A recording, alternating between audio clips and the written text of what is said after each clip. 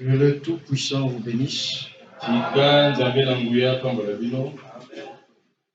le monde comprend le français. Amen. Bien, on va dire quelque chose avant de passer à autre chose. Prenons nos Bibles. Prenez vos Bibles. Matthieu chapitre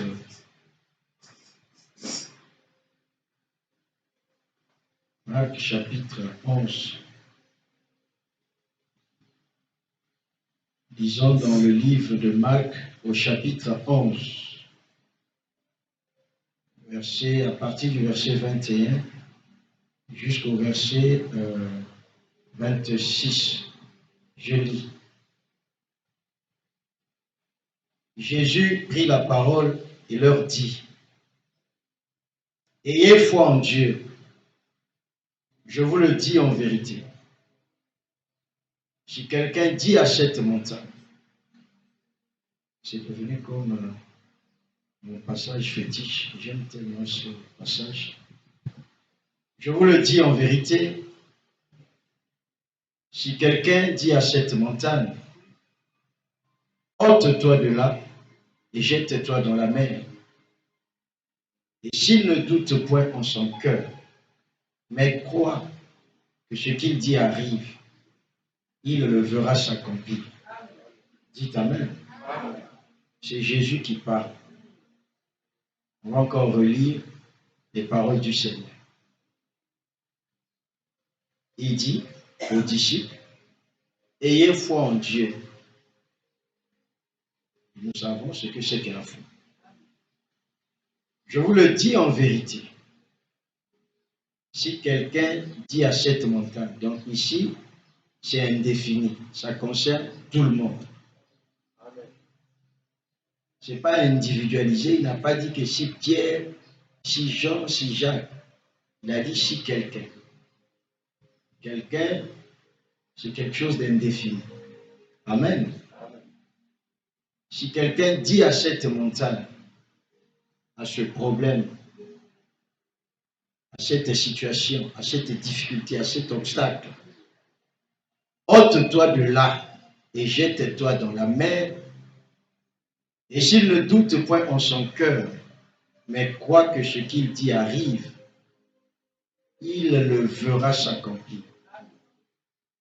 C'est pourquoi je vous dis, tout ce que vous demanderez en priant, là encore, c'est générique, tout. Croyez que vous l'avez reçu et vous le verrez s'accomplir. Et lorsque vous êtes debout faisant votre prière, si vous avez quelque chose contre quelqu'un, pardonnez afin que votre Père qui est dans les cieux vous pardonne aussi vos offenses. Mais si vous ne pardonnez pas, votre Père qui est dans les cieux ne vous pardonnera pas non plus vos offenses. Prions. Dieu Tout-Puissant, auteur de la parole, auteur de la vie éternelle, auteur de toute la création. Jésus, Sauveur béni, merveilleux Roi, divin Sauveur, puissant Seigneur, tendre Maître, tendre Père Céleste, bon berger, Sauveur fidèle, bénissant Seigneur Dieu Tout-Puissant, ton nom cet après-midi dans ce tabernacle et dans les tabernacles de chair qui sont les nôtres, Jésus-Christ, où tu as choisi, Père, de demeurer en chacun de nous, en chacune de nous. Jésus, nous voici à ce rendez-vous de vendredi après-midi. Nous sommes venus ici pour écouter ta parole. Car il est dit qu'au commencement était la parole, et la parole était avec Dieu, et la parole était Dieu. Elle a été faite chair, c'est elle qui a créé toutes choses. C'est par elle que toute chose est venue à l'existence. Et nous également, Seigneur, en venant ici, voulons qu'au moyen de la parole, Que Dieu puisse nous créer à son image et à sa ressemblance. Que Dieu, par la force de l'évangile, la parole parlée, qu'il nous donne la nature divine, le caractère divin, la vie de Dieu. Ces choses, Seigneur, qui nous permettent, oh Dieu, de faire face à ce monde hostile, à ce monde agressif, à ce monde pervers et agité. Oh, béni Saint-Esprit, nous avons encore besoin de toi. Viens nous fortifier par la parole de Dieu aujourd'hui encore, sorte que Jésus, quand nous sortirons d'ici, que nous soyons remplis de force, remplis de puissance, remplis de vertu, remplis du Saint-Esprit, sorte que en allant dehors, oh Jésus, que nous puissions résister à tous les assauts de Satan et que nous puissions, comme toi tu l'avais mis sous tes pieds, nous aussi, par la force de l'évangile, la parole en nous, que nous puissions à chaque fois le battre sur le ring. Jésus vient, toi l'auteur de la parole, nous donner le contexte, nous donner la révélation, car la révélation, c'est cela, le rocher de notre salut. Seigneur, donne à celles et ceux qui sont venus cet après-midi la compréhension nette de ta parole. Et que cette parole, ô Dieu, qui est une sémence, alors qu'elle tombera sur une bonne terre, qu'elle accomplisse en nous ce qu'elle dit qu'elle va accomplir. À la fin de tout ceci, Jésus, tire en toi-même la gloire. Sanctifie nos cœurs, purifie nos âmes, nos esprits, nos pensées et même nos corps par ton sang béni. Règne et domine sur toutes choses et sur toute personne ici, et sur tout ce qui a le souffle de vie en ce lieu. Que toutes les énergies négatives, les énergies de Satan, ô Père Céleste, en vertu de l'autorité de ta parole, nous venons les lier, les cadenasser et nous les jetons au désert au nom de Jésus. Que l'énergie divine, le Saint-Esprit, puisse circuler, Seigneur, de la chair jusqu'à la dernière brebis, afin de nous fortifier, de nous délivrer, de nous guérir, de nous oindre et de nous remplir de force et de puissance. Jésus, encore une fois, tire-en toute la gloire au nom de Jésus. Amen. Merci.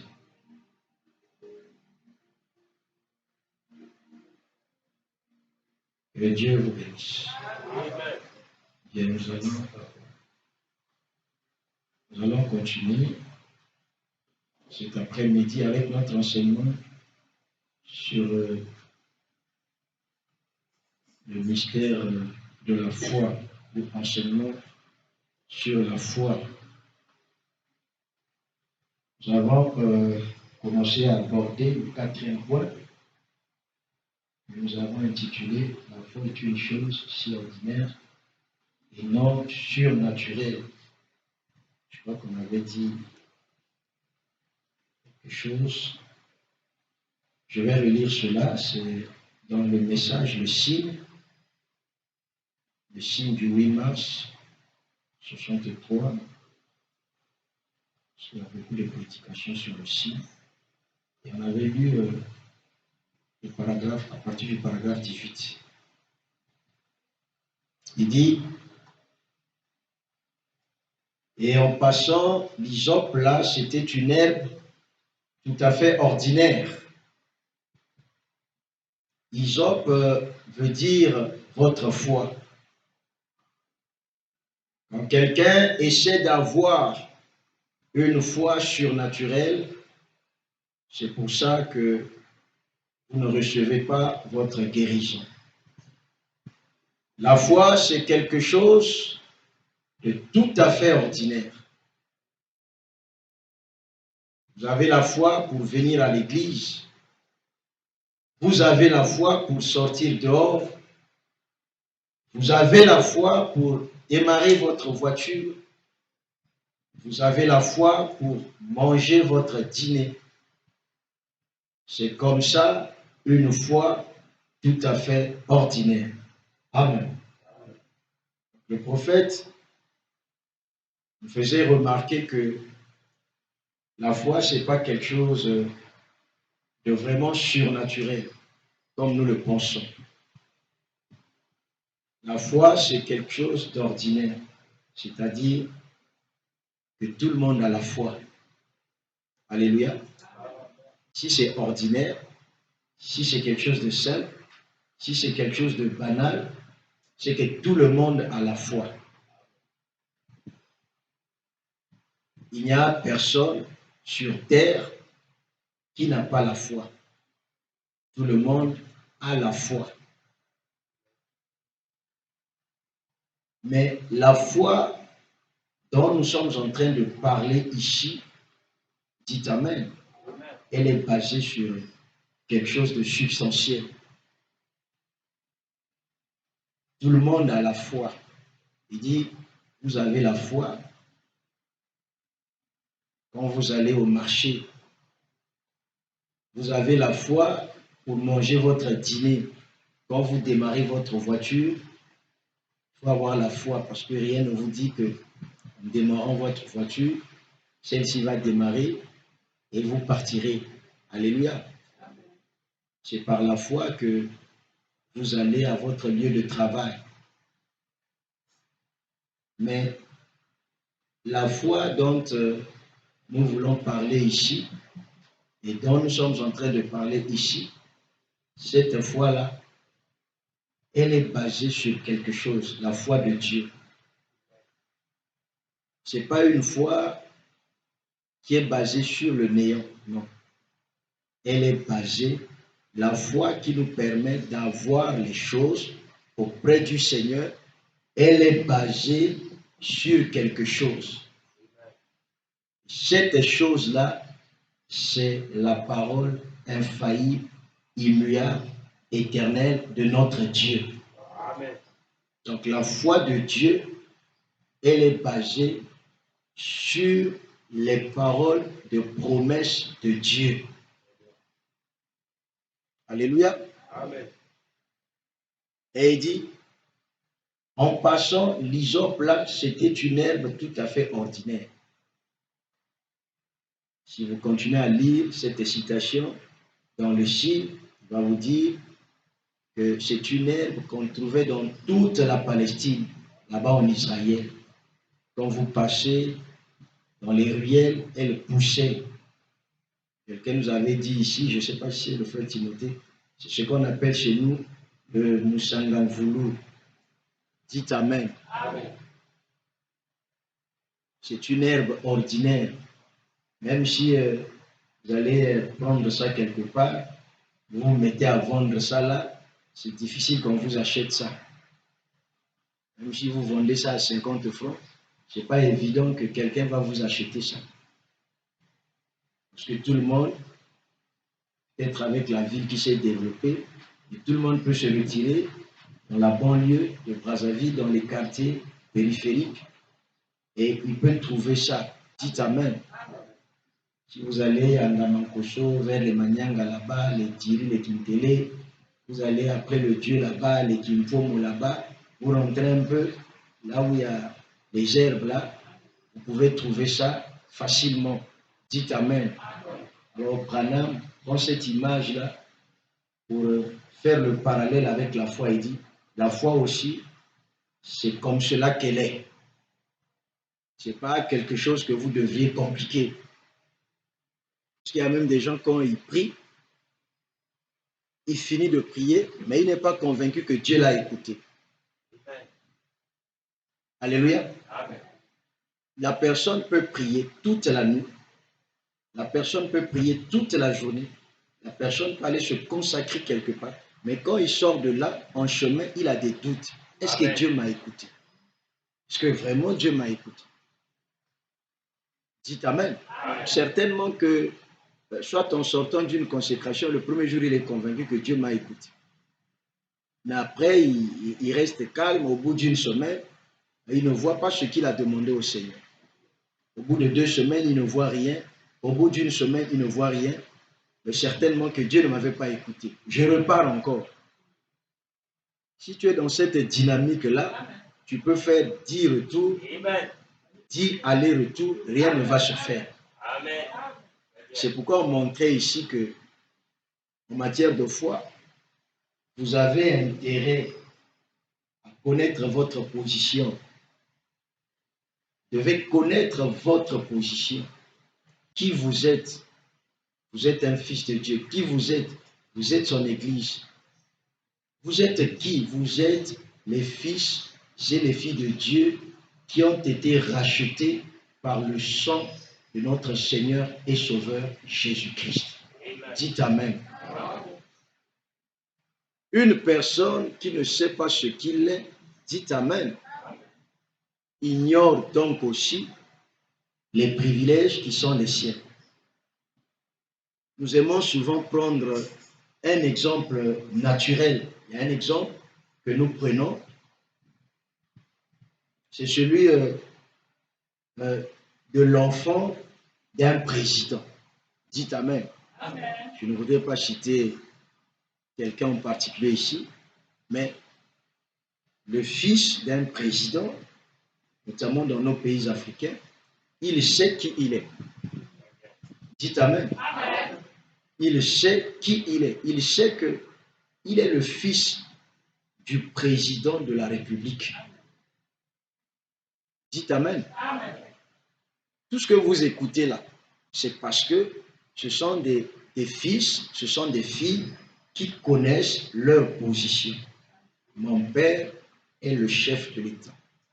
Mon père est le président. Donc, rien ne peut m'arriver. Personne ne peut me toucher.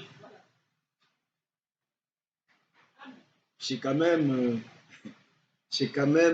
comment dirais-je, c'est quand même un non-sens qu'un fils de président ait peur d'un général, fût-il général de police. Non. Même s'il a commis une erreur, une faute, fût-elle grave, il n'a pas peur. Il sait que ça va se régler. Une solution sera trouvée. Pourquoi? Parce que j'ai l'avantage d'être fils du président. Et il sait les privilèges qui sont rattachés au fait d'être fils du président. Les avantages. Alléluia. Lorsqu'il arrive quelque part, là où tout le monde est en attente, lui n'attend pas. Là où les portes sont fermées. D'ailleurs, avant même qu'il n'arrive, on sait déjà qu'il va arriver. Il ne passe pas par la même porte que tout le monde. Dites Amen. Il sait, je veux simplement dire qu'il sait qui il est. Il connaît son statut. Ce que Frère Branham appelle sa position. Et tant que vous ne connaîtrez pas votre position, vous aurez tout le temps peur. Vous serez une église qui sera tout le temps ballottée à tout vent de doctrine. Vous douterez de vos propres prières. Dites Amen. Amen. Tu peux même faire un jeûne de 14 jours, de 100 jours. Comme on dit en RDC, maman, 100 jours. Tu peux même faire un jeûne de 100 jours. Mais après, tu vas douter. Dites Amen. Amen. Mais un fils, il ne doute pas. Est-ce qu'un fils de président doute de ce que son père est son père? Voyez-vous? C'est là où le prophète insiste. Vous devez connaître votre position. C'est pourquoi nous avons insisté avec le Seigneur Jésus qui connaissait sa position. Il savait qu'il était le Fils de Dieu. Il savait, dit le prophète, qu'il était le Messie oint. Il savait que son Père l'avait envoyé pour faire ces choses. Et quelques jours auparavant, il avait donné la puissance à ses disciples pour guérir les malades, chasser les démons, faire toutes ces choses. Mais eux, ils sont allés, amen, ils ont essuyé un échec. Et le père de cet enfant est venu voir le maître. Il dit, ah, mais j'ai amené l'enfant auprès de tes disciples, ils n'ont pas pu le guérir. Jésus dit, Jésus les traite d'une race d'incrédules. Il dit, race d'incrédules. L'incrédule, c'est celui qui ne croit pas. Donc, malgré ce que Jésus avait fait d'eux, malgré la chose qu'il leur avait donnée, ils ne croyaient pas. Jésus dit, race d'incrédules, jusqu'à quand vous supporterai-je? Je vais vous supporter jusqu'à quand? C'était une façon de leur dire, vous pensez que je vais tout le temps rester avec vous? Un jour, je ne serai pas là. Mais comment allez-vous faire? Dieu vous a envoyé le message. C'est pour que le message vous rende autonome. Et vous voyez même dans le monde politique, on parle de l'autonomisation. Il faut faire que les jeunes deviennent autonomes. En faisant quoi? En leur donnant des fonds, machin, tout ça, qu'ils exercent les chômeurs, qu'ils exercent certaines activités, tout ça. Et ça fera que, avec le revenu qu'ils auront, ils deviendront autonomes. Devenir autonome, c'est dépendre de soi-même et non des autres. Avoir une autonomie financière.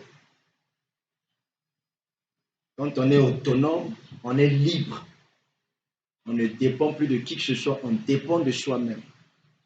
On ne dépend plus de la poche de quelqu'un, mais on dépend de ses propres finances. C'est ce que l'État essaie de faire avec les jeunes, les ménages pauvres, etc., etc. Et dans la spiritualité aussi, c'est la même chose. Vous voyez, le but pour lequel, je crois que dans le monde du message, nous avons franchement, quelque part, nous avons quelque part tapé à côté. Je commence à me rendre compte un peu de... Je me rends compte de beaucoup de choses. Vous voyez, Frère Branham dit que, suivez très bien, ce sur quoi vous insistez, c'est ce que vous devez. Il dit, ce que vous méditez, c'est ce que vous devenez. Ce sur quoi vous insistez, c'est ce que vous devenez, c'est ce que vous possédez. Vous allez remarquer qu'on nous a prêché l'évangile dans le monde du message et on a beaucoup mis l'accent sur l'éternité. On a beaucoup mis l'accent sur la vie éternelle. On a beaucoup mis l'accent sur le salut. Et on a négligé les autres aspects de la rédemption. Or, dans la rédemption, le premier aspect, c'est le salut. Le premier aspect de la rédemption, c'est le salut de l'âme. Et dans les enseignements profonds de Frère Branham, Branham nous montre que cette chose-là aussi, elle est prédestinée. Elle ne dépend pas de celui qui veut, de celui qui court, mais de Dieu qui a fait grâce, qui a décidé de telle ou telle façon dès avant la fondation du monde. C'est pourquoi dans la brochure, la robe d'occasion, il explique ce glorieux mystère-là. Dans l'adoption, il explique ce mystère-là. Et il prend les livres de Paul pour nous expliquer le mystère de la prédestination, le mystère de la préordination, le mystère du salut. Et le but premier de l'évangile consiste à racheter les âmes. Le but premier de l'évangile consiste à sauver les âmes. C'est pourquoi Frère Branham dit, quand vous serez sauvés, il dit la preuve que vous êtes sauvés. Vous allez commencer à racheter les âmes.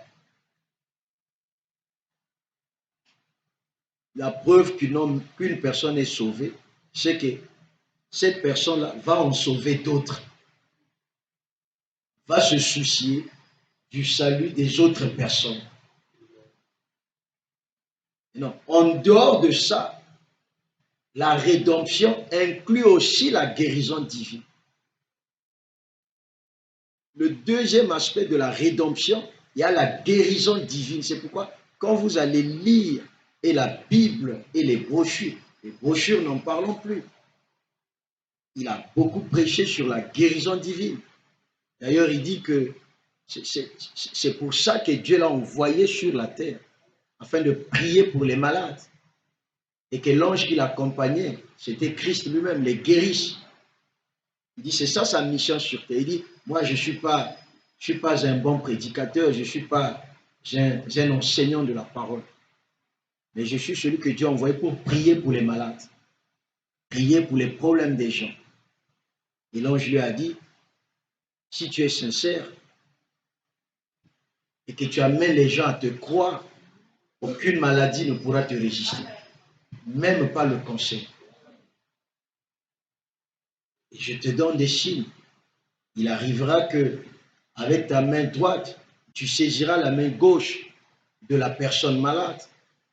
Si tu sens des vibrations, ça veut dire que moi, l'Éternel, je vais guérir cette personne. Mais si tu ne sens aucune vibration, demande seulement une bénédiction pour cette personne. Ça veut dire que je ne guérirai pas cette personne. Ça, c'était son premier point. Et il contrôlait ces signes-là que Dieu lui avait donnés à travers un ange. Dites Amen.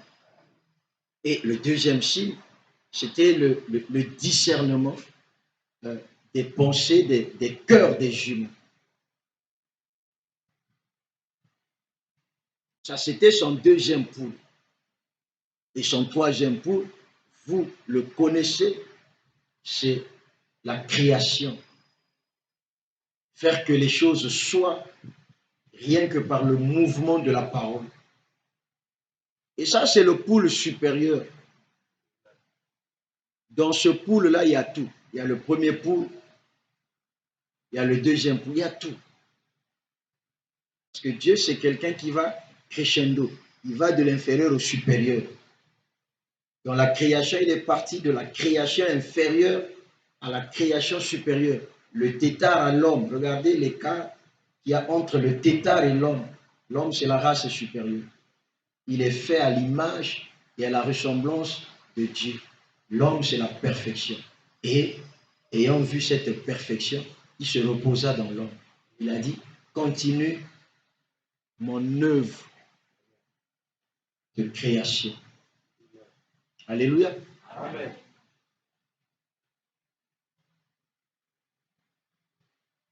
Vous avez dans la rédemption la bénédiction matérielle. Vous avez dans la rédemption la bénédiction financière. Pendant longtemps, nous n'avons pas voulu prêcher sur ça. Et même que lorsqu'on essaie de toucher à ça, on essaie de vous prendre pour quelqu'un qui a laissé le message. Vous êtes toujours dans le message. Ça, c'est toujours le message. Ça, ce n'est pas le pentecôtisme.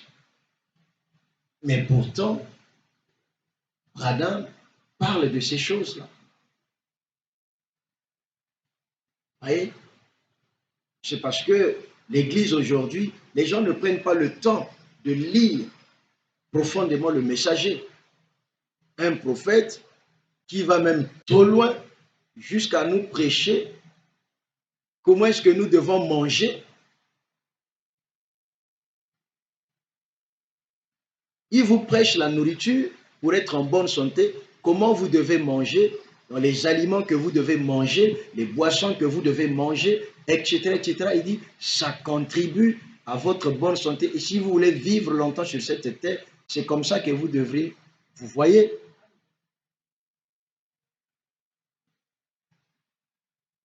Mais aujourd'hui, dans nos sociétés, bien manger, c'est devenu aussi un défi. Voyez-vous, à cause du manque d'argent,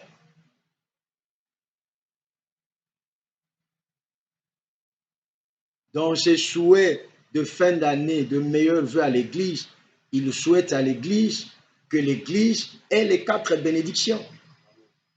Je vous souhaite d'être en bonne santé, de prospérer, d'avoir ceci, etc., etc. C'est William Branham. C'est le même prophète qui dit que nous ici à Branham, au Branham Tabernacle, quand nous avons commencé, tous ici, nous étions démunis, on n'avait rien, on n'avait même pas des jolis habits, on n'avait pas de voitures, on n'avait pas de l'argent, on n'avait pas les commodités de la vie, on n'avait pas les comptes bancaires, on n'avait pas ceci. Mais aujourd'hui, Dieu nous a bénis. Je vois les frères bien habillés, les sœurs bien habillées. Dieu nous a bénis. Chacun de vous ici a au moins un compte bancaire. Est-ce que ça, ce n'est pas le message? Ces choses-là, vous vous rendez compte de la véracité de ces choses. Vous vous rendez compte que ces choses-là sont vraies. Je parle de nous dans le message, surtout les sœurs. Dès que son mari meurt, c'est comme si on l'a plongé en enfer. Dès que son mari meurt, c'est comme si elle qui est restée sur terre, on l'a projetée en enfer. Ça ne devait pas être comme ça. Si ton mari meurt, mais Jésus n'est pas mort. Alléluia. Si le mari meurt, Jésus n'est pas mort. C'est ça le problème.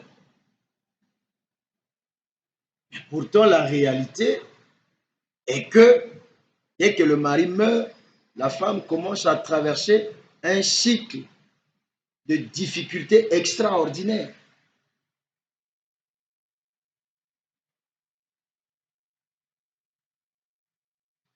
C'est parce que pendant longtemps, nous n'avons insisté que sur un seul point. Même tout ce que je lis là, les affiches que je vois partout, les églises du message, aujourd'hui c'est devenu comme un effet de mode. C'est vraiment un effet de mode. Quand je lis dans le groupe des pasteurs là, il dit 3 jours de réunion, quoi, réunion de réveil, campagne d'évangélisation. Tu dors, campagne d'évangélisation. Mais qu'est-ce que ça donne concrètement? Qu'est-ce que ça donne concrètement? Oh, réunion de réveil, guérison, machin. Vous avez guéri qui? Dont l'écho est arrivé pour ne rester qu'à Brazzaville, dans toutes les églises du message, dans l'écho de frère. Ce que Dieu fait, on ne peut pas le cacher. C'est pourquoi quelque part dans la Bible, quelqu'un a dit, laissez-les tranquilles. Ne courez pas le risque de combattre Dieu. Parce que si ce mouvement-là vient de Dieu, vous prenez le risque de combattre Dieu. Si ça ne vient pas de Dieu, ça va s'éteindre de soi. Amen. Ce que Dieu fait, le mouvement de Dieu, on ne peut pas l'éteindre. On ne peut pas étouffer le mouvement de Dieu. On ne peut pas cacher ce que Dieu fait. Yes, sir. C'est pourquoi je ne sers pas mon Dieu par effet de mode. Je ne sers pas mon Dieu par mimétisme. En tout cas, je ne suis pas en train de comprendre les églises du message. Dans le groupe des pages, je suis même fatigué. Je suis obligé de supprimer tout ça.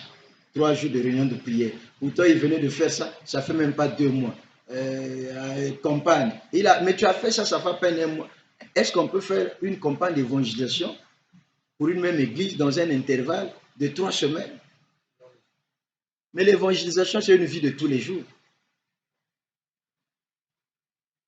Guérison miracle. Venez recevoir votre guérison. Tout ça, machin. Dites amen. Voyez?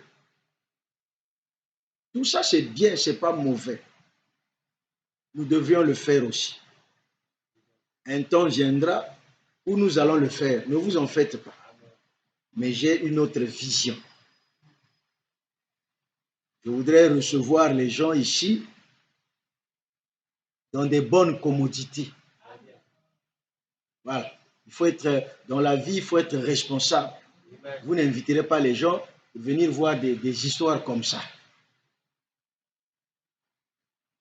Je préfère s'y accompagne d'évangélisation ou de guérison miracle, comme ils intitulent ça. Je préfère aller prendre l'autorisation du maire pour faire ça sur Boetambongo, là où il y a les laveurs, là. J'occupe l'espace là, on met une estrade là, on met les micros, tout ça, le groupe, voilà.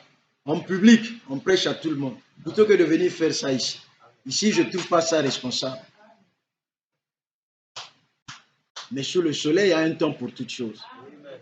Donc, vous remarquerez que nous avons mis l'accent sur certaines choses et nous avons oublié beaucoup de choses. Aujourd'hui, il faut affronter la réalité en face.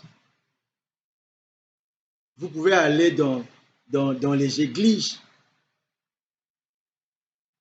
mais c'est juste quelques personnes, pour ne pas dire quelques brebis, qui sont bénies, même dans les églises où les gens sont nombreux. Et même quand nous regardons de près cette bénédiction-là, Aoutanango, Namokilitango Aye, dites Amen. Ce n'est pas le fleuron de l'église, l'enfant de l'église que tout le monde connaissait, qui n'avait rien, qui venait écouter la parole en Mushunabata, en sandal, qui n'avait rien, qui a fait ses études ou qui a commencé ses affaires dans l'église. Et nous avons commencé à voir comment Dieu l'a béni énormément au sein de l'église. Ce sont quelques cas, mais de façon générale, dites Amen. Amen. Et pendant que les brebis s'appauvrissent, vous avez comme ça dans le monde du message des pasteurs de plus en plus riches. Ils sont riches. Ils ne sont pas comme moi, ils sont très riches. Je dis bien, ils sont très riches. Ils ont des grandes églises avec des milliers de brebis, ils sont riches. Mais très pingres, très égoïstes, très avares, incapables de donner même 100 000 francs à une brebis. Bon, là n'est pas l'objet de ma prédication. Mais nous devons faire que, par nos enseignements, que les enfants de Dieu, en tout cas ceux qui écoutent, qui appliquent la foi, qui s'appliquent, deviennent prospères. Amen. Voyez? C'est ce que un grand enseignant de la parole de notre pays, je lui rends hommage, le docteur Lys avait compris. Quand il s'est mis à enseigner la bénédiction matérielle et financière, mais on l'a traité de tout. Dans le monde du message, on l'a traité d'affairiste, de machin, de ceci, de cela. Mais être un homme d'affaires, ce n'est pas un péché. Voyez-vous? Aujourd'hui, le travail que je fais chez César me permet de faire beaucoup de choses dans le cadre de l'Église. Ça me permet de garder de l'équilibre, etc., etc. Ça me permet d'être autonome. Voyez-vous? Pourquoi? Parce que nous avons insisté sur le salut. Et le pentecôtiste, il a insisté sur les choses temporelles. Et il les a obtenues. Vous voyez? Comme dit Frère Branham. Donc, je préfère à la fois être calviniste et qui d'autre là? Hein? Je préfère être calviniste, fondamentaliste, pentecôtiste et même arminien. Je préfère être tout ça à la fois et ne rien négliger. Parce que les Indiens, quand ils allaient à la chasse, après avoir chassé le bison, Frère Branham dit, ils ne rejetaient rien. La viande du bison, qui est l'image ou le type de la parole, dit Amen. Amen. Le bison, c'est... Ils pouvaient manger un seul bison pour toute la communauté pendant des mois et des mois. On pouvait sécher une partie de la viande, une bonne partie de la viande, on pouvait la sécher. On rôtissait ce qu'on pouvait rôtir, etc. les boyaux, tout ça, les poumons, le cœur, tout ça, c'était comestible. La peau du bison, ils s'en servaient pour fabriquer leurs habits, fabriquer leurs tentes. Les sabots, c'était pour fabriquer ce qu'ils portaient comme amulettes, etc., etc. Dites Amen la parole. Rien n'était à rejeter. Certaines parties du bison s'en servaient pour fabriquer même les flèches. Donc c'est pour vous dire que aucun détail de la parole ne doit être rejeté. Si vous rejetez un seul détail de la parole, ce que vous avez rejeté, ce sera là votre talon d'Achille. Votre faiblesse sera là. Dites Amen la parole. Dites Amen, frère. Amen. Frère, je vous dis qu'il y a une immense joie dans la bénédiction matérielle et financière.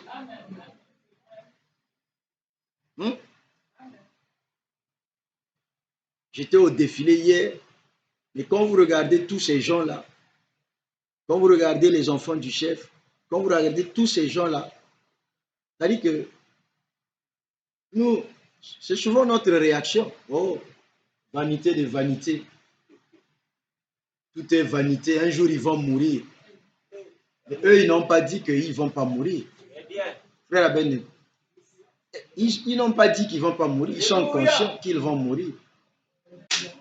Entre-temps, avant de mourir, ils vivent bien.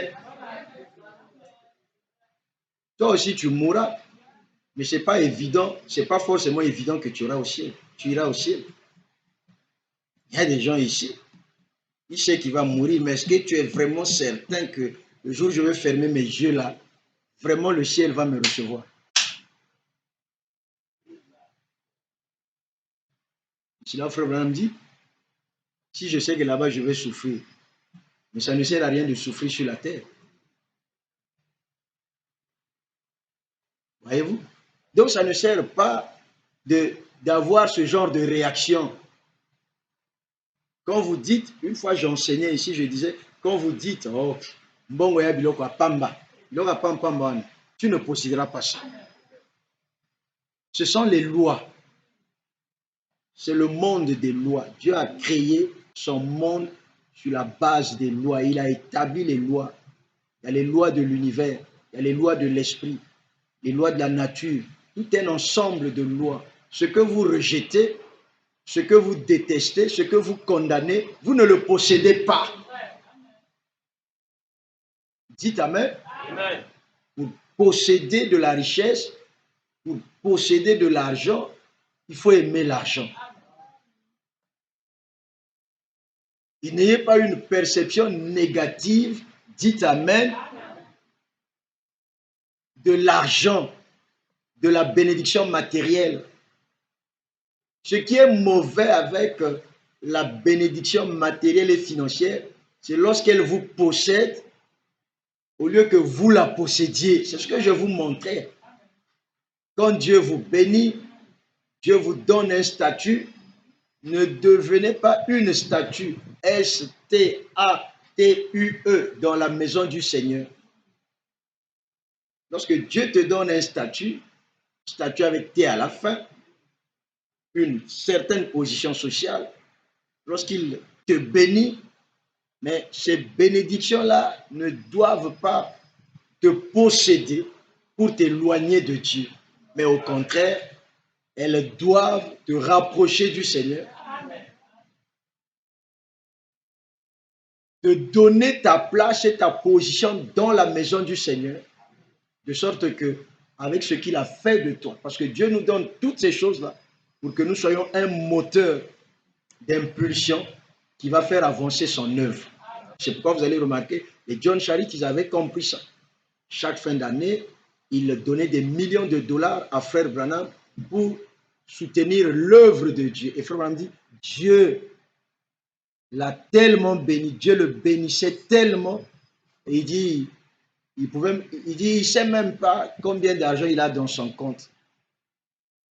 Il dit, il avait au moins 500 travailleurs mexicains, etc., etc., etc. Dieu l'avait tellement béni. Et vous savez, la bénédiction de ces gens-là, elle ne tarit jamais. Peut-être que John Charit n'est plus vivant.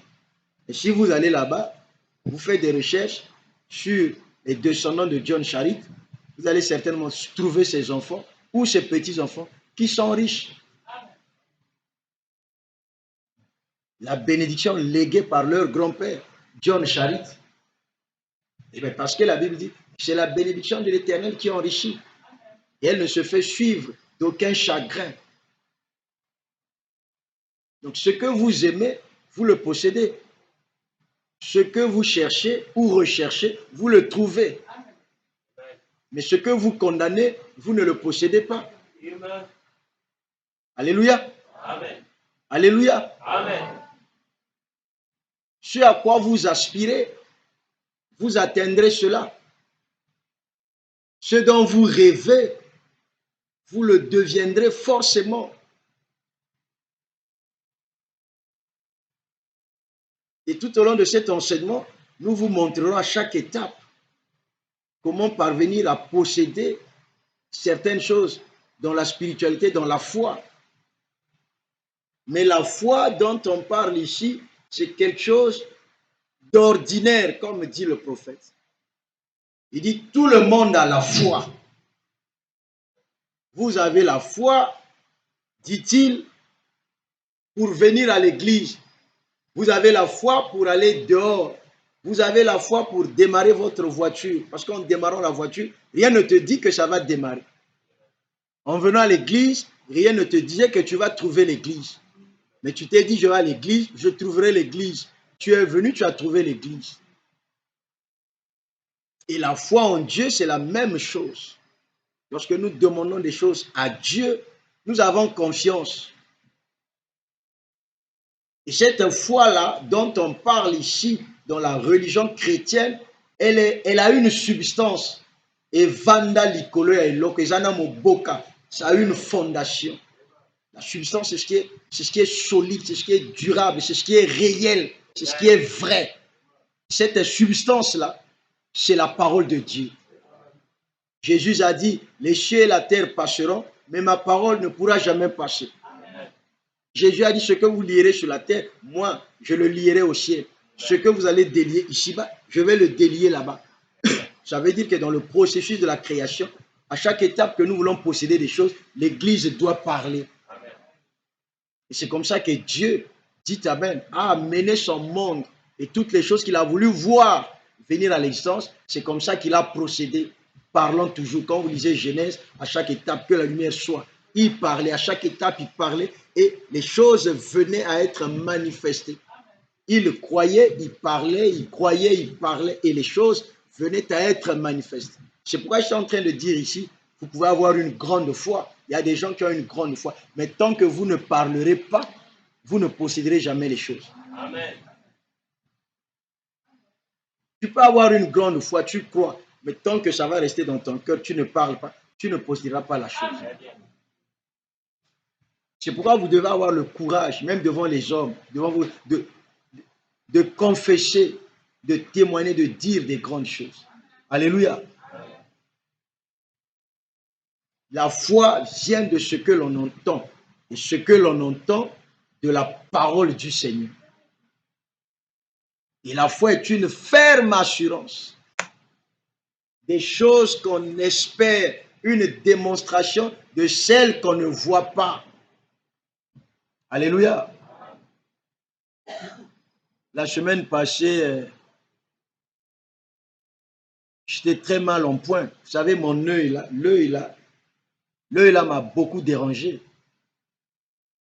J'ai fait, je ne sais pas si c'est 2 voyages en France. Non, 3 voyages. Décembre et dernièrement 2 voyages. Mais c'est le voyage du milieu, le deuxième.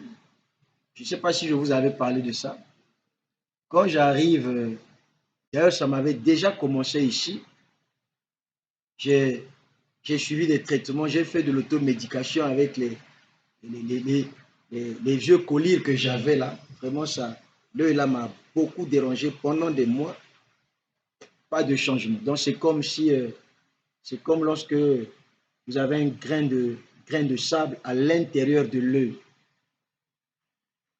Ça m'a dérangé, j'ai fait l'automédication, j'ai pas pu, je dis, ah, là, et l'œil devenait rouge, ça me faisait mal et tout ça. J'ai dit, là, je suis obligé d'aller consulter. Je suis allé chez l'ophtalmologue, le cabinet ophtalmique qui est à la Tour Nabemba, là, à côté de l'immeuble de la Tour Nabemba. Il y a un cabinet là d'ophtalmologie. C'est là-bas que je vais chaque fois pour changer mes lunettes, tout ça. On m'a consulté, la dame médecin qui est là, elle doit être une béninoise. Elle me connaît trop bien, pasteur, tout ça.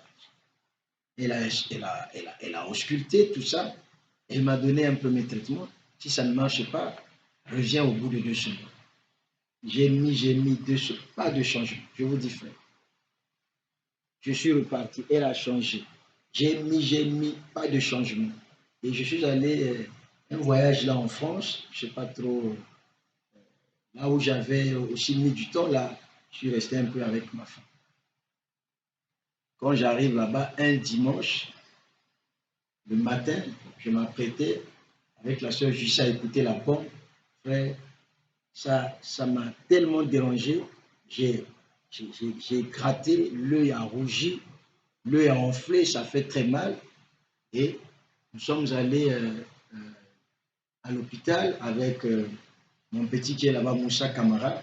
Il a pris sa voiture, il est venu me prendre. Nous sommes allés à l'hôpital. Dans une autre ville, nous étions à Ivry-Courcouronnes, nous sommes allés dans une autre ville. C'était un dimanche. Nous sommes allés à l'hôpital. J'ai été reçu. Et le médecin, l'ophtalmologue m'a consulté, tout ça. Il a posé des questions. J'ai dit, j'ai déjà suivi 2 traitements à Brazza. Je constate qu'il n'y a pas d'amélioration. Ah bon, il m'a prescrit, j'ai toujours gardé, il m'a prescrit, vous savez, les blancs, une pile de médicaments, les colliers, les pommades à mettre dans l'œil, tout ça. J'ai même vérifié ce n'est pas des médicaments qu'on peut trouver. Je suis rentré et j'ai commencé à appliquer. Bon, au bout de 2 jours, ça va. Et je suivais le traitement jusqu'au jour où je suis rentré. Quand je suis rentré, ça a repris. Malgré que je mettais les médicaments, ça a repris.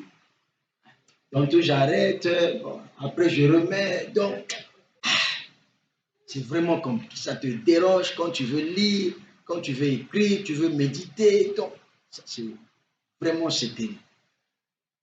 Au point où les médicaments là se sont épuisés. Pas de changement fait. Donc, le traitement du Mundele en France, c'était le 3e. Pas de changement. Au moins, c'est juste des calmos, comme on dit. Et ça là, vraiment, c'est compliqué. Ça me complique là. Je dis, bon, je vais un peu chez les Mayangi, là, en face de la commune de Mungali. Il y a un vieux ophtalmologue là, un jour à l'époque, qui m'avait soigné là. J'arrive aussi, le gars est là. Il regarde là, il me donne ses théories. Oh, ça c'est ça, c'est. Hein? Il a fait des démonstrations là. Je pense qu'avec ça, ça va aller. Ok. Le collier là, je viens, je mets 1 jour rien, 2 jours rien, 3 jours rien, 4e jour rien, ça m'a énervé. Ah, j'ai jeté là-bas. Ah, et ça c'est quoi là, Seigneur, mais qui me dérange comme ça? Je vais fouiller les vieux colliers là. Je mets là rien. Je vous dis, j'ai dit bon. Mais au fait, pourquoi je suis même en train de souffrir là? Le diable commence même à me dire que, tu vois, ça ne guérira jamais. C'est comme ça que tu vas vivre avec ça. Le diable, il parle. Vous écoutez sa voix comme ça vous monte dans les pensées. Je dis arrière de moi, Satan. Et c'est quand vous voyez, la foi vient de ce qu'on entend. Je suis sur cet enseignement, je dis, ah, moi je suis en train de prêcher à l'église et des choses que j'obtiens parce que je fais telle pratique de la parole conformément à ce que je prêche.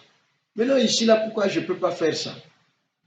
Il y a... Donc c'est le diable qui essaie de voiler ma pensée pour que je ne vois pas ça comme ça.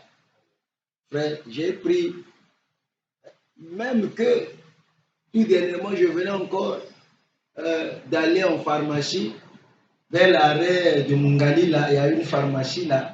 J'ai acheté encore, vraiment, Ngali Soyo, le coup, la toute compliqué.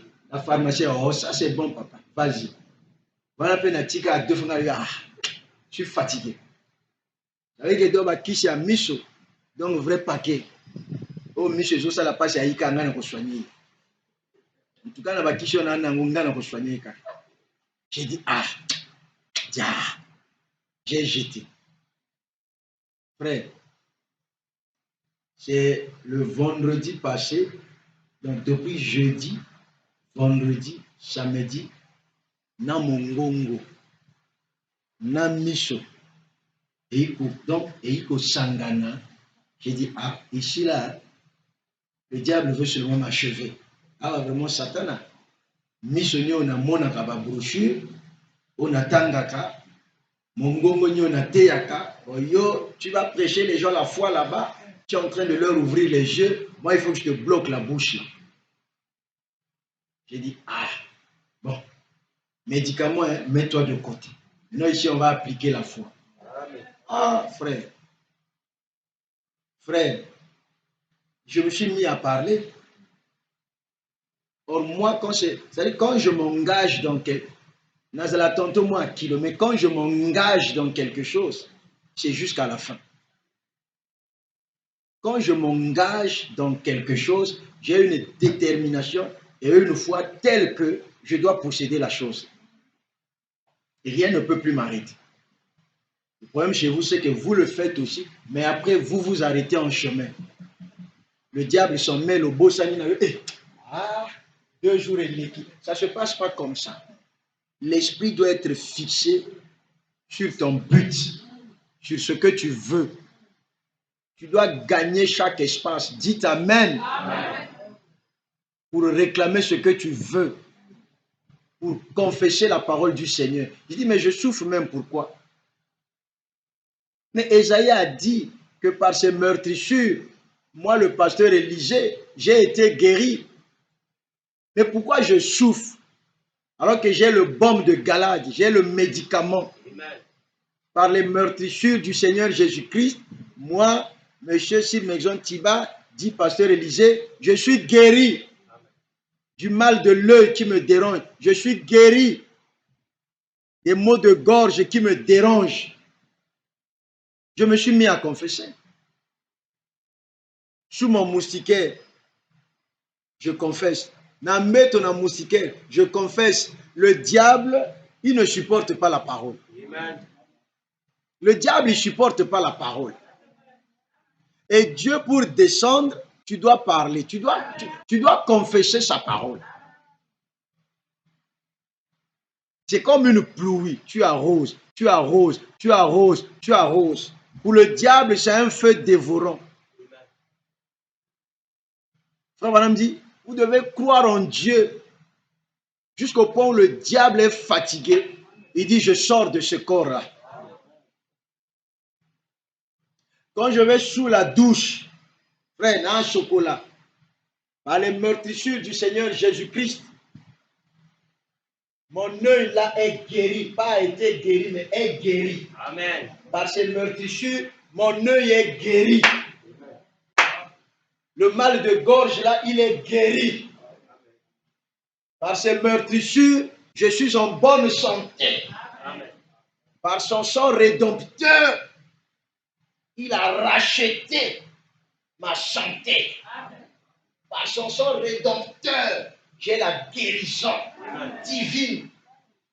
Au bureau, au volant de la voiture, même quand je prends mon sac pour venir ici, je suis en train de confesser. Nous sommes samedi la nuit. Samedi la nuit, ça devient encore grave. Et n'oubliez pas que quand vous confessez la bénédiction du Seigneur, le diable viendra pour amplifier la chose. Quand vous voyez la chose s'amplifier, c'est que l'esprit est déjà sorti. Le processus de guérison s'établit déjà. Il dit, c'est là où le diable a joué à bateau. molimo esi ebimi me moto ntango azomona douleur makasi donc esimbi te nazongela kisi. Dites amen.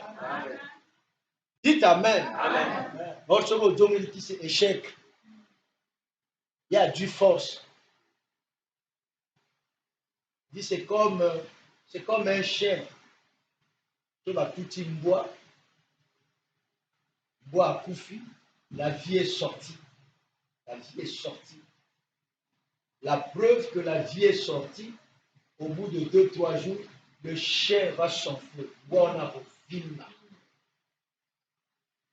Et vers le 4e jour, 5e jour, dit amen, l'étape là, le prophète dit l'étape wana, au bois vimba. Ni étape wana, esprit à maladie est fini, l'esprit de la maladie est sorti, mais l'étape où le chien grossit, c'est l'étape où la maladie devient de plus en plus douloureuse à supporter. Amen. C'est là où le diable a joué à Kabat. Il y a donc, quand le pasteur a prié, quand l'ancien a prié, je n'étais pas guéri. Quand j'ai prié pour moi, je n'étais pas guéri. Non, Amen. Parce que si ça ne t'avait pas guéri avant, ça ne te guérira pas maintenant. C'est là où tu dois redoubler d'ardeur. Si tu n'as pas la foi pour te guérir d'un mal de dents, tu n'espères pas penser que tu as la foi de l'enlèvement. Amen. Ça, c'est des choses dont quand nous lisons ça, le ballon du feu, le kikakabou. Mais tu n'as jamais expérimenté la guérison divine avec ton mal de dents. Voyez-vous? Pourquoi? À cause de la douleur. Mes frères, samedi, je me réveille vers les 1h du matin. Je vais prier. L'œil ici, fait son effet. La gorge dit. Mais la gorge, mais on va te voir comment tu vas chanter. On va te voir comment tu vas articuler ta prière. Tu ne peux même pas lire ta Bible parce que lui ici, il attaque. Frère, Dieu nous a donné ce qu'on appelle la volonté. C'est-à-dire que quand tu veux, tu peux. Le diable, c'est un combattant. C'est un adversaire. C'est vraiment un géant. Mais il faut, c'est-à-dire que pour le vaincre, il faut vraiment que tu sois assez révélé, que tu connaisses ses ruses. C'est pourquoi il faut avoir des bonnes prières. Seigneur, il faut avoir des bonnes prières. Il faut demander, dans le domaine spirituel, il faut demander à Dieu, Seigneur, augmente ma foi. Seigneur, aide-moi à comprendre, à connaître les ruses de l'ennemi. Seigneur, aide-moi à connaître ma position en Christ, qui je suis. Seigneur, révèle-moi ceci. Seigneur, aide. Dieu va le faire. C'est pourquoi Paul dit, faites toutes sortes de prières. Voyez-vous, tu peux aujourd'hui, Dieu peut te bénir. Tu as les moyens, comme on dit, mais si tu n'es pas en bonne santé, tu ne seras pas heureux. La bonne santé, c'est quand vous lisez la Bible, vous allez vous rendre compte que la bonne santé, c'est un don qui vient du Seigneur. C'est un don divin. Vivre longtemps sur terre et en bonne santé, c'est un don de Dieu, au même titre que le baptême du Saint-Esprit. C'est un don de Dieu.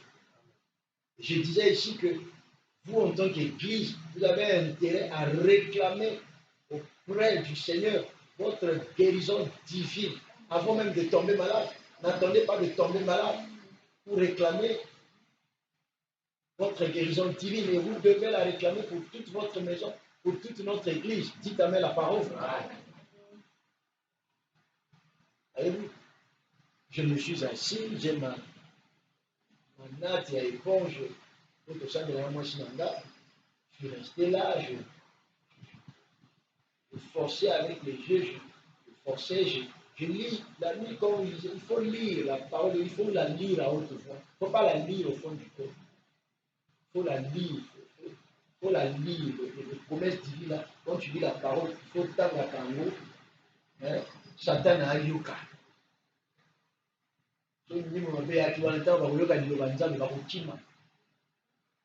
Donc, ils vont demeurer là. Il faut lire les versets bibliques que tu veux lire, les psaumes que tu veux lire, toutes les citations bibliques, il faut les lire. Je lis les versets bibliques, j'ai lu, je me suis efforcé et je me suis mis à chanter. C'était difficile. Au début, c'était difficile. C'était toujours difficile. J'ai forcé, c'était toujours difficile. J'ai dit, bon, maintenant, je vais rentrer dans la prière. Je me suis mis à prier. C'était vraiment difficile. En fait, je parlais. C'était difficile. Au fur et à mesure que j'avançais, frère. Après, au bout d'un certain temps, l'onction m'a saisi. J'ai commencé à prier. Dans la prière, je réalise que mon gongo est soit. Dans la prière, je réalise que l'histoire est comme une pierre. Mais là, je suis guéri. Dites Amen. Amen. Je suis guéri. Alléluia. Amen. Et la nuit du vendredi, du samedi au dimanche, je voulais même déjà appeler le frère Géraldi pour me décommander là-bas, dire que je vais envoyer soit le frère Chris ou le frère Adélin pour aller prêcher là. L'esprit m'a dit la journée là, non. Donc je sentais toujours qu'il y avait un barrage là. Tu iras là-bas toi-même. J'ai prié, j'ai rendu grâce au Seigneur. À la fin, nous mais le malade est aussi. Dites Amen. Je vais prêcher là-bas. Je donne le témoignage. J'ai prêché avec énergie, avec puissance. Mis au bien, tout le monde a mis au bien. Je finis. Le soir, quand je reviens à la maison, eux, il a reconnu. Je dirais, Satan, sans effet, non. Au nom de Jésus, toi mal de l'œil, je te dis que par les meurtrissures du Seigneur Jésus-Christ, je suis guéri. Amen. Alléluia. Amen. Je suis guéri. On se réveille lundi. Il continue. Je suis guéri. Mardi, je suis guéri. Mardi soir, je suis. Mardi le soir, je suis. Dites Amen. Amen. Mardi soir, je suis. Toute la journée. Non, mardi matin, quand on se réveille, je suis. Toute la journée du mardi, je suis. La nuit du mardi, je suis. Le matin du mercredi, aujourd'hui, je suis. La journée, je suis. La preuve, je suis là, je suis. Amen. Dites Amen. Pourquoi? Parce que j'ai fait comme le prophète dit de faire. Amen. Par ces meurtrissures, par les meurtrissures du Seigneur Jésus-Christ, moi, la sœur Mounsambote, je suis guéri de ces rhumatismes. Amen. Frère, tu t'approches là. Dieu va le faire. Amen. Dieu va le faire. Amen. Est-ce que tu comprends? Amen. Peu importe ce que l'on peut te diagnostiquer. Alléluia. Amen. Peu importe ce que l'on peut te diagnostiquer. Si tu as assez de foi, et la foi, ce n'est pas quelque chose de compliqué. La foi, c'est ce que tu dis toi-même. Alléluia. En rappelant les paroles de promesse de Dieu. Non pas, quand nous parlons, quand vous parlez, ne vous adressez pas à Dieu. Il faut vous adresser à la maladie. On ne s'adresse pas à Dieu. On s'adresse à la situation. On s'adresse au problème. C'est pourquoi Moïse, en criant, il voulait comme s'adresser à Dieu. Ah Dieu, nous sommes perdus devant la mer Rouge. Regarde Pharaon qui arrive. Dieu dit, oh Moïse, mais pourquoi tu cries à moi? Pourquoi tu cries? Mais parle à la situation, parle à la mer Rouge va s'ouvrir. Pourquoi tu cries à moi? Hein? Moi je t'ai donné le bâton. Et le bâton c'est Christ. Amen. Et Christ est la parole.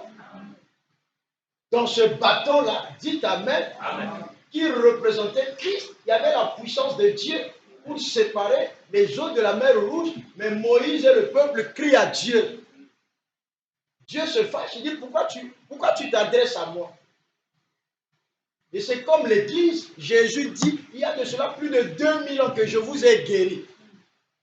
Donc quelqu'un qui t'a déjà guéri, tu es malade, tu dis, Jésus guéris-moi. Mais tu le fatigues. C'est ce qu'il a dit aux apôtres. Jusqu'à quand vous supporterai-je? Osons le Mishanga. Ce que j'ai déjà fait, vous me demandez de le faire. Non, il n'est pas question de lui demander de le faire. Mais il est question, dites Amen, de réclamer ce qu'il a déjà fait, de sorte que ça s'accomplisse en toi. Amen. C'est ce que Frère Branham dit, appelle par posséder la promesse. Pour posséder la promesse, il faut parler. Pour posséder la promesse, il faut la réclamer. Pour posséder la promesse, il faut témoigner. Amen. Que Dieu l'a fait pour moi. Moïse a crié à Dieu. Dieu lui a reproché ça. Ne crie pas à moi. Regarde l'obstacle. Regarde le problème. Regarde, parle à tes difficultés financières.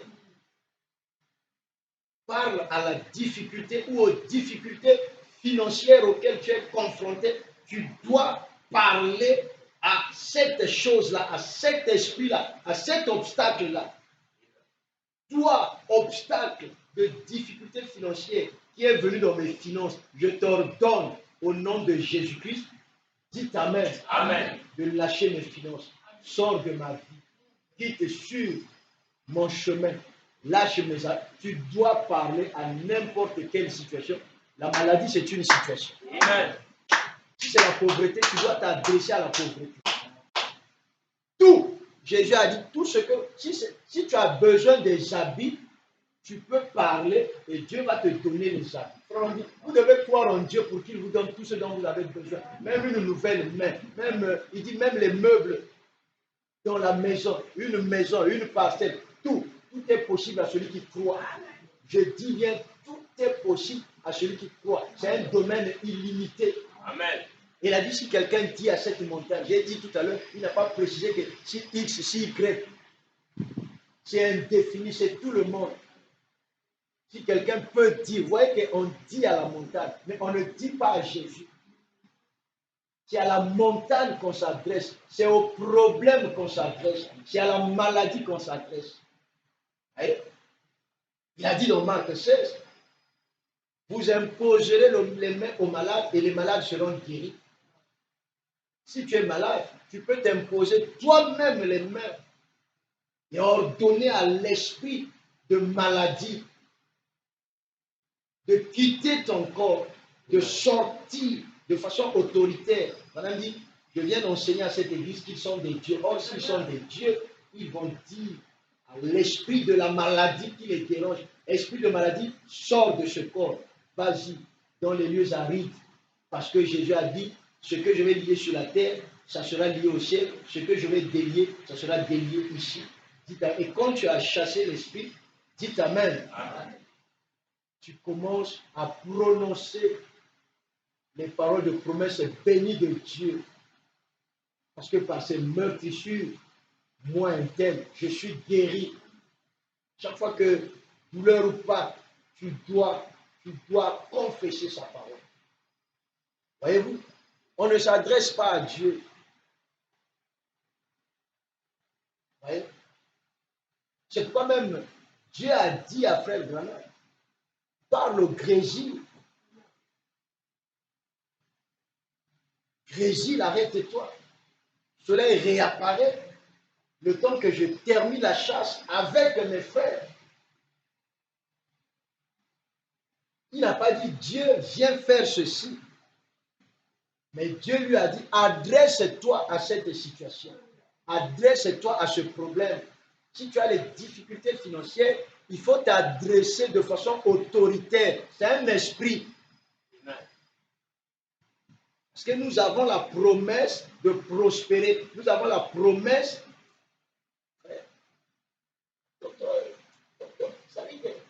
Chacun de nous doit se remettre en cause. Mais qu'est-ce qu'un grand Dieu ne peut pas te donner?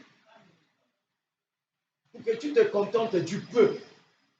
Vous voyez, je vais lire les citations. Frère Branham, il dit, oh, je vois les gens disent, ah, moi je ne veux pas. Ça est là. Sur la mesure, on va arriver là. Dans la recette, on a dit que Belé pas Nzambete. Chape Sanga Boy. Yo, Mawana yo. Don net le banangala. Mawana yo. Mais qui t'a dit que yo recette Nzambe Biloko Belé? Il dit tu peux demander. Tout ce que tu vas demander là, c'est comme une petite cuillerée. Aux autres doivent moi maille dans la mer. Donc, au recette la Biloko Belé, selon yo moto, aux autres quand tu recette la Biloko Belé, mais c'est comme une cuillerée. Aux autres doivent moi cuillerée à maille dans la mer. Il dit devant Dieu, c'est ce que vous faites, mais vous ne le savez pas. Mais l'homme, avec sa pensée qui est si petite, être fini qu'il est, il pense qu'il demande trop à Dieu. Vous ne demanderez jamais trop de choses à Dieu. Et Dieu veut, d'ailleurs il a dit, demandez beaucoup, afin que votre joie soit parfaite.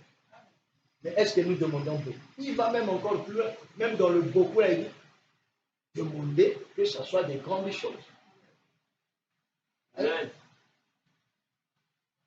Excitez votre foi. Si tu veux aller, je ne sais pas où, aux États-Unis, mais il faut le lui demander. Tu n'as pas besoin qu'il te donne une prophétie particulière. La prophétie par excellence, c'est la parole. Il a dit tout ce que... C'est ça la prophétie par excellence. Et Apocalypse 11, c'est l'épouse qui doit prophétiser sur sa propre vie. Tu dois parler, dire des bonnes choses que tu voudrais voir arriver au sujet de ta propre vie. Parce que la langue, c'est un grand mystère. Il est dit qu'elle peut être pour toi une source de bénédiction, comme aussi une source de malédiction. Donc apprenons, excusez-moi, à utiliser notre langue pour nous bénir nous-mêmes et pour bénir les autres. Et chaque fois que nous allons faire les choses, en les fondant, en les basant sur la parole, dites Amen, Dieu qui est esclave de sa parole, il sera obligé de descendre et de continuer sa parole. Vous allez remarquer que dans la spiritualité, et dans le monde de la foi, voyez, si vous regardez chez les sœurs, 5 sœurs, vous ne prêcherez pas. Vous serez découragés, vous serez ceci. Et c'est ce qui arrive à beaucoup d'entre vous ici, les hommes de peu de foi.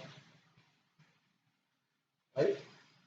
Mais ta foi, dites Amen, ta foi fera déborder ces chaises-là, Tinabalaba. Même si Dieu ne l'avait pas promis, si tu as assez de foi, tu feras que la pitié peut déborder, Tinabalaba, et que le balokana a venu. C'est ça la foi. Alléluia.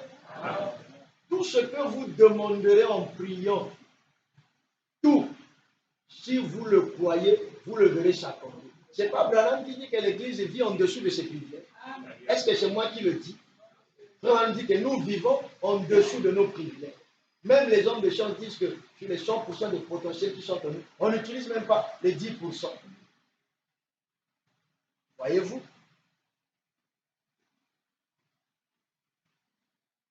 David, j'ai dit ici, David, pour vaincre Goliath, David a parlé. David, il va au front pour donner de la nourriture à ses frères, et quand il arrive, il constate que c'est un incirconcis, un géant. Goliath, appelé Goliath, il défie le peuple de Dieu. Ce que David a fait, il n'a jamais prémédité ça. Ce que David a fait ou a dit, David l'a dit de façon instinctive. C'est-à-dire que c'est ça qu'on appelle le courage. Madame dit, si tu n'as pas le courage, tu ne peux pas avoir la foi. Ce n'est pas quelque chose qu'il avait planifié. Aujourd'hui, là, je vais là-bas, Goliath, là, je vais faire ça. Donc, quand il arrive, il voit la situation du poids. Instinctivement, David a parlé. De façon instinctive, il a parlé. Il dit quoi? Toi, tu oses défier l'armée de l'Éternel, le peuple de Dieu, le peuple saint. Toi, tu nous défies. Je te dis, toi, Goliath, Toi, tu montes avec moi. Toi, tu montes plutôt contre moi. Avec la lance, le javelot, je ne sais pas quoi, pourquoi. Mais moi, je monte avec le nom de l'Éternel. Et quand il monte, il n'a qu'une simple lance et les 5 pierres. Et David parle, il dit aujourd'hui, je vais te couper la tête et je vais prendre ta tête là, je vais la donner en pâture aux animaux de la forêt et aux oiseaux du ciel, ils vont te manger. Aujourd'hui, je vais te battre. C'était sorti comme ça. Il a parlé. Et quand il a parlé, Dieu du haut des cieux, il a aimé ça. Si David n'avait pas pris son courage pour parler à la situation, parler à l'obstacle, parler au problème là qui avait bloqué les enfants d'Israël, qui défiaient, qui narguaient Israël, dites Amen. La maladie vous nargue. Le péché vous nargue. Le manque d'argent vous nargue. Un homme qui n'a toujours pas l'argent, le corollaire de tout ça, les soucis vont venir. Le corollaire de tout ça, c'est que tu feras des compromis avec la parole. Le diable, il connaît ça. Même l'homme le plus loyal, le plus honnête, il va en arriver là. Mais David, il s'est adressé à ces problèmes-là. J'ai bien dit que c'est illimité, que ce soit, je ne sais pas dans quel domaine. Au moins, ça fait des années que je suis à Délivrance Tabernacle. Je veux avoir un mari, mais je n'en trouve pas. Il faut parler. On ne te dit pas de rester. Même dans la balabala, il faut l'ouvrir la Congo. Toi, esprit impur de célibat qui est venu t'installer dans ma vie. Le sang de Jésus m'a délivré là-bas à la croix.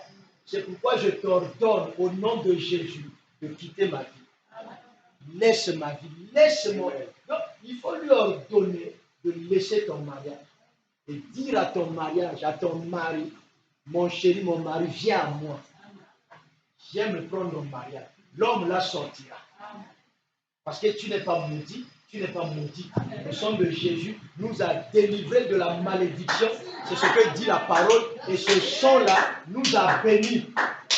Donc nous sommes un royaume de bénis. S'il y a un peuple qui est béni sur la terre, c'est nous. Amen. Jésus a pris notre place. Si c'est le péché, il a pris notre place. Si c'est la maladie, il a pris notre place. Si c'est les malédictions, Machouma, il a pris notre place. La Bible dit qu'il est devenu malédiction et il a fait de nous bénédiction en Dieu. Voyez-vous? Si tu veux te marier, Brand, c'est ton droit. Mais le problème, c'est qu'en bon chrétien, en bonne chrétien, tu viens à l'église, tu t'achètes, tu écoutes un bon sermon, tu fais les prières que nous faisons comme tout le monde. Après, ça s'arrête là. Moi, le matin, moi, tout ce que je vous enseigne là, j'applique ça.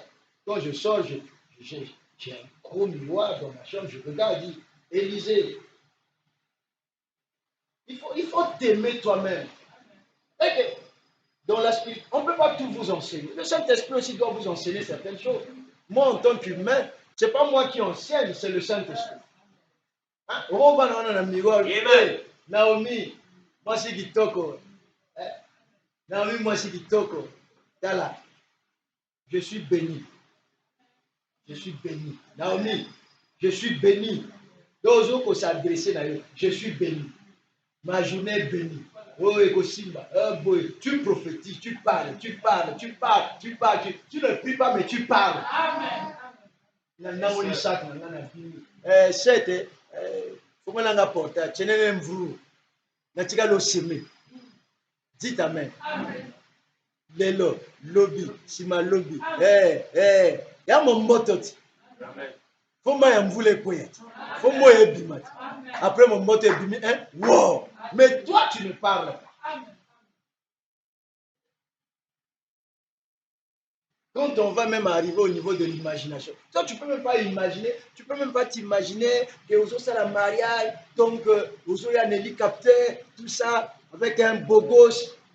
Donc il y a bien, donc Okitine Liko, tout ça, on a pasteur Lisée, va faire Timothée, donc au moins biso tout la vision, donc toi qui ne l'es mort au c'est-à-dire que dans tes visions, on m'anticipe biso. Jamais. Toi, tu attends seulement le jour où il va sortir. Mais il sortira comment? Il sortira de toi. Elle sortira de toi. Tout est possible à celui qui croit. Je dis tout est possible à celui qui croit. Et moi, je confesse ce soir que l'Église Oyo, nous retournons yango, nous ressilissons yango, au nom de Jésus. Parce que c'est tellement facile à posséder. Il n'y a rien de difficile là. Il n'y a qu'à prononcer la parole. Le reste, Dieu s'en charge. David a parlé. Si David n'avait pas parlé, David n'allait pas vaincre Goliath. Ses frères ont dit, oh, tais-toi. Pourquoi toi tu es tout le temps comme ça? Frère, quand tu commences à confesser, parce que Goliath c'était un géant. David il est tout petit, un gringalet. Dit le frère Branham. Mais remarquez qu'un gringalet, moi qui me finis un chétif là, il dit que il va faire tomber le géant Goliath. Ses frères, dites Amen. Amen. Les hommes de peu de foi, les incrédules, il y a tais-toi. Dans l'église, dans la vie, quand tu as une grande vision de la vie et que tu commences à l'exposer aux gens, les gens vont t'étouffer. Auprès des gens qui n'ont pas une grande vision, ils vont t'étouffer. Ils vont dire, mais ça c'est quoi que tu nous dis? C'est comme les frères de Joseph.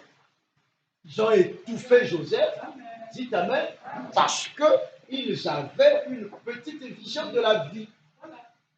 La vision de Joseph, avec leur façon de voir les choses, ça ne concordait pas. Il y a eu des étincelles. Voyez-vous? David a dit, je vais te tuer. Je vais te couper la tête. Je vais te donner en pâture aux oiseaux du ciel. Ses frères ont dit, tais-toi. Toi, tu es comme ça, pourquoi? Et ses frères, tous, ils étaient dans la même église. Ils étaient dans la même église. Les gens qui doutent de toi, ils sont dans la même église que toi.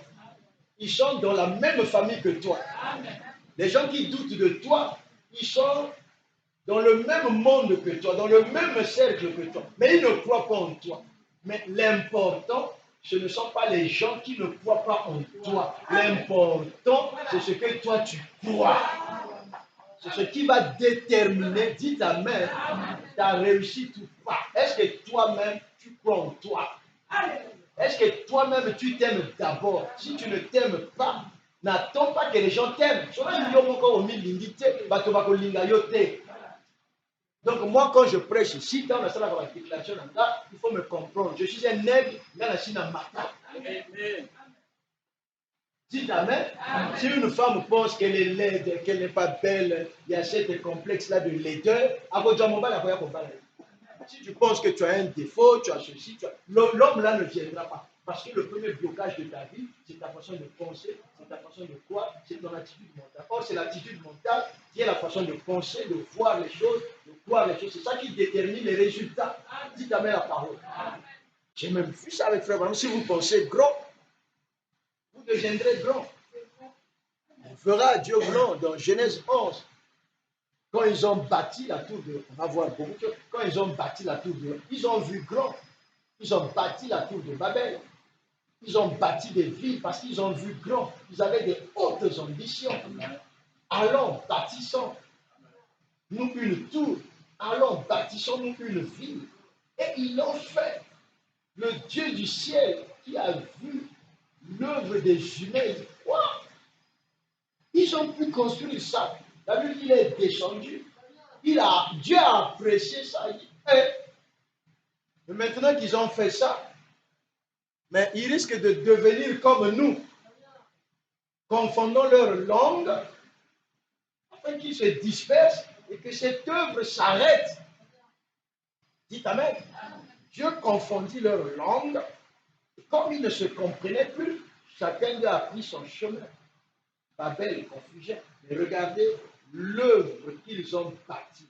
Parce qu'ils avaient décidé de se mettre ensemble. L'harmonie dans l'unité. Parce qu'ils avaient décidé de se mettre ensemble, de travailler ensemble, avec l'ambition qu'ils avaient, ils ont atteint cet objectif. Alléluia. Ne permettez pas à quoi que ce soit de vous arrêter dans la vie. Amen.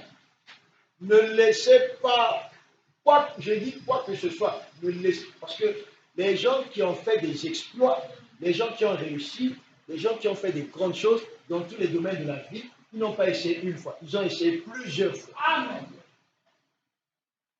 Abraham Lincoln, si on vous donne sa biographie, cet homme-là, rien ne présageait, et lui là, franchement, il peut devenir président. Allez lire la biographie d'Abraham Lincoln, mais il est devenu président. Tous les grands hommes qui sont devenus grands, rien ne présageait qu'ils allaient devenir grands. Mais la foi qu'ils avaient en Dieu a fait qu'ils deviennent grands. Amen. Alléluia. Amen. Alléluia. Amen. Et la foi, ce n'est pas quelque chose d'extraordinaire. Quand j'aurai la foi, non, c'est quelque chose de simple, comme la feuille d'hysope qu'on trouve partout. Et la foi, vous tous vous l'avez. Et la foi que vous avez, fondez-la sur la parole du Seigneur. David a parlé, et quand il a parlé, Dieu est descendu. Il a pris cette parole, dites Amen. Il a aimé le courage de David. Il a aimé les propos de David. Il est rentré dans cette parole-là. Il a loué David et David a reçu la victoire. Josué aussi, c'est la même chose. Josué, il est en train de combattre.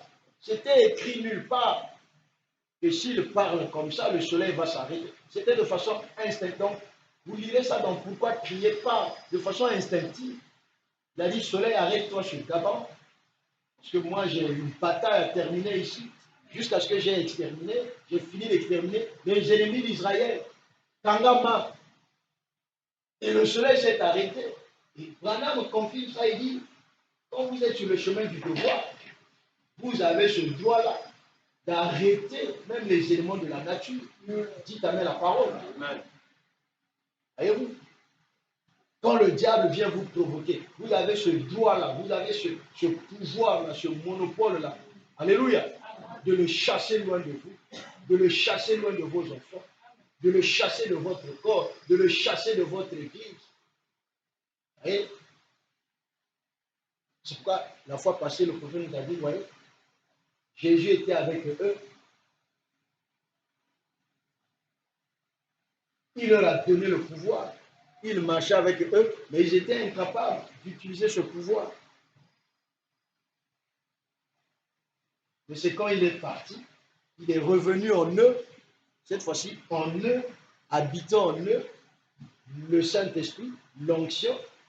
Alors ils ont compris comment utiliser ce pouvoir. Et vous n'avez pas que le message en format papier dans les ordinateurs, mais le message est dans votre cœur. Le Saint-Esprit est dans votre cœur. Amen. Alors utilisez cette... J'aime souvent vous répéter que la chose qui vous a transformé à devenir ce que vous êtes devenu, là, la vie que vous menez là, c'est la puissance de transformation de Dieu qui est rentrée en vous. Aucun homme ici, aucune femme ici n'a la capacité de vivre cette vie-là que nous vivons. C'est Dieu en nous. Cette puissance-là, vous voyez, il faut que vous l'utilisiez pour conquérir les autres choses de la vie. Dites Amen la parole. Amen. Donc la foi, c'est quelque chose de simple. Chacun de vous l'a. Chacun de vous la possède. Et la foi qui est la vôtre, elle doit être basée sur la parole de Dieu. Si Dieu a déjà fait la promesse, accroche-toi à ce que Dieu a dit. Crois Alléluia. Croire, confesser et posséder. Amen. Amen. Et dans la foi, il faut agir.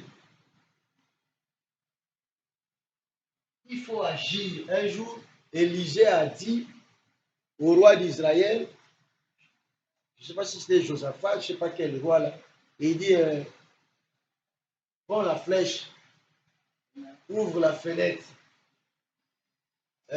tire du côté de l'Orient. Amen.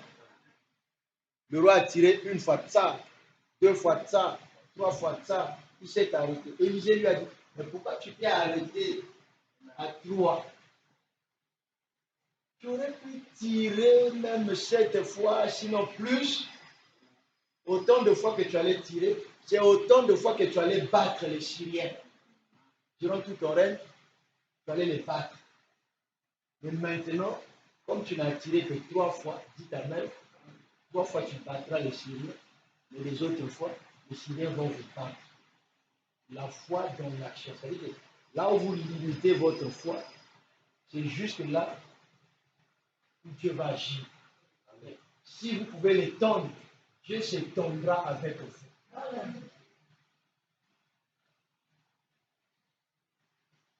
C'est pourquoi nous voulons un message vrai. Nous savons que le message en lui-même, il est vrai. Maintenant, nous voulons que le message puisse être vrai dans ma vie, dans vie. Dites Amen. Amen. Comment voulez-vous que Dieu agisse dans les vies des gens? Quand les mercredis, vendredis, les gens ne viennent pas à l'église. Comment voulez-vous que Dieu agisse quand les gens n'obéissent pas à la parole du Seigneur? Mais si vous obéissez, Dieu aussi agira.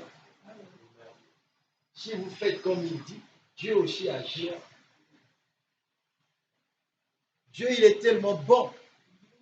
Il dit que même certains aspects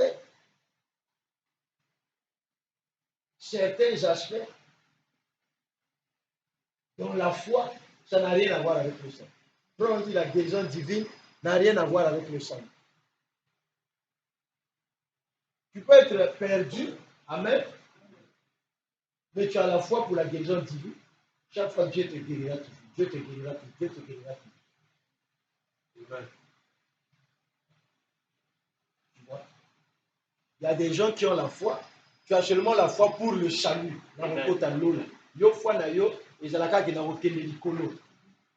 Mais tu n'as pas la foi, dis Amen, pour les choses de la terre.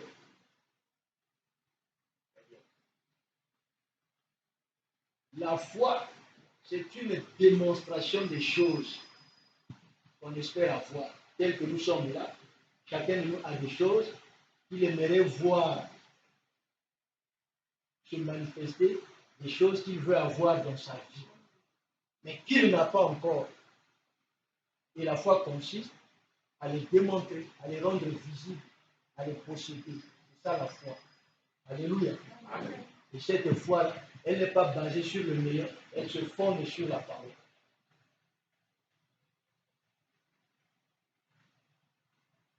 Je suis l'Éternel, Psaume 103. Je suis l'Éternel, celui qui guérit toutes tes maladies, qui pardonne tous tes péchés, qui rachète ta vie de la fosse. Donc, quand ta vie est plongée dans la fosse, tu dois lui rappeler ça. Lorsque les gens te traînent en justice, lui l'a dit, toute langue qui se lèvera en justice contre toi, tu la convaincras de méchanceté. C'est-à-dire que tu la vaincras. Ceux qui battent la meilleure en justice injustement. Si les gens veulent spolier ton bien injustement, toute langue qui se lèvera en justice contre toi, tu la convaincras de méchanceté. Tu la convaincras. Il n'y a pas de limite, c'est dans tous les domaines. Même si tu ne connais pas quelqu'un, oh le juge là, oh le commissaire de police là, mais tu as le juge suprême. Je ne connais pas le procureur. Frère, on dit, Jésus, il est le grand procureur général. Or, le procureur général, c'est au niveau de la Cour suprême. Vous voyez? Oh, je ne connais pas le commissaire de tel PSP. Jésus, il est le commissaire de quoi? Tu as toute la nuit. C'est demain qu'on t'attend au PSP de Mbanzampoudi. Tu as toute la nuit. Pour que le grand général de division ou le grand général d'armée puisse changer demain, quand tu vas aller là-bas, la situation en ta faveur. Tu arrives là, tu verras seulement l'esprit du commissaire change. Mais le petit là, donc, vous êtes venu. Mais il a raison. C'est un genre, foutez-le, petit, pas pour toi. Payez son argent. Dites Amen. Amen. Dieu prendra paye cause pour vous. Il faut que vous lui fassiez conscience. Et il faut que vous sachiez, à chaque circonstance, quelle écriture prendre. Alléluia. Tu as un problème demain, tu auras un procès au tribunal, on t'attend demain après, quand tu vas aller prendre les Isaïe 53. Par ces meurtrissures, j'ai été guéri. Donc là-bas, c'est de la guérison que vous irez parler là. Il faut chercher dans les psaumes, les cantiques, là où il est dit que c'est lui le juge. Vous allez surtout dans Esaïe. C'est moi le juge, je juge la terre et la terre tremble. Seigneur, tu as dit que c'est toi le juge qui juge la terre et la terre tremble. Tu as dit que tu es l'injustice. Tu as dit ça, tu as dit ça, tu as dit ça, tu as dit ça. Et je réclame la justice divine, que mes ennemis soient confondus. Tu as dit que c'est toi qui as dit ça. Toute armée qui va se lever contre moi, je la vaincrai. Alléluia. Amen. Alléluia. Amen. Je la vaincrai. Tu as dit qu'on va me mener la guerre, mais on ne me vaincra jamais. Seigneur, c'est toi qui l'as dit. Ça ne vient pas de moi. Alors, en vertu de l'autorité de ta parole, je viens vaincre ces gens-là. Maintenant, tu parles à ces gens-là, à ce problème-là. Il ne faut plus renvoyer à Dieu. Seigneur, viens les écraser. Non, c'est ta parole-là, ta bouche-là qui répète la parole. C'est ça qui va écraser ces gens. Je vous ai dit qu'on parle à la situation. Chaque fois, parler à la situation. Alléluia. Seigneur, toi, tu as dit que tu es un feu dévorant. Deutéronome 28. Tu exerces tes jugements par le feu. Amen. Amen. Amen. Tu as dit que tu es le méchant. Tu es ceux qui versent le sang innocent. Maintenant, le sorcier de ma famille, là, Seigneur, qu'est-ce qu'il fait? Ne verse-t-il pas le sang innocent des gens? C'est pourquoi, en vertu de ce que tu as déclaré dans ta parole, Alléluia. Amen. Je veux ça, contre lui. C'est fini. Même Esaïe, dans sa colère, il est allé loin. Et un prophète en colère, il va jusqu'à dire que mes ennemis, c'est-à-dire que c'est ce que ça veut dire. Que Dieu vous bénisse. J'appelle rapidement le frère Daniel.